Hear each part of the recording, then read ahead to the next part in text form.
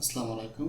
আজকে আমরা দেখব কিভাবে আপনি আমাদের উইন্ডোজ ড্রাইভ পেনড্রাইভটি থেকে অ্যান্ড্রয়েড 11টা আপনি রান করাতে পারবেন।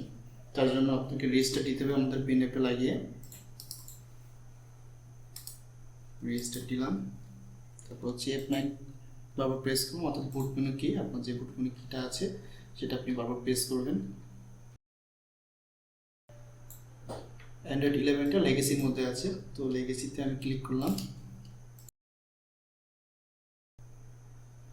লেগেসিতে ক্লিক করার পর দেখেন যে অ্যান্ড্রয়েড 11 দেওয়া আছে, এখানে আপনি এন্টার করবেন। প্রথম যেটা আছে ওটাতে রেখে এন্টার দিবেন।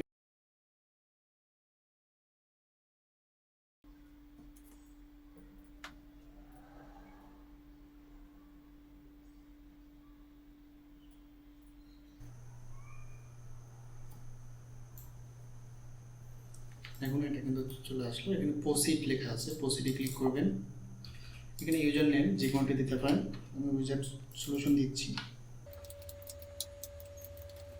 টাইম জোন এশিয়া কলকাতা, ঠিক আছে। এটা প্রসিডে ক্লিক করলাম, অ্যাকসেপ্ট, ওয়েট করতে হবে।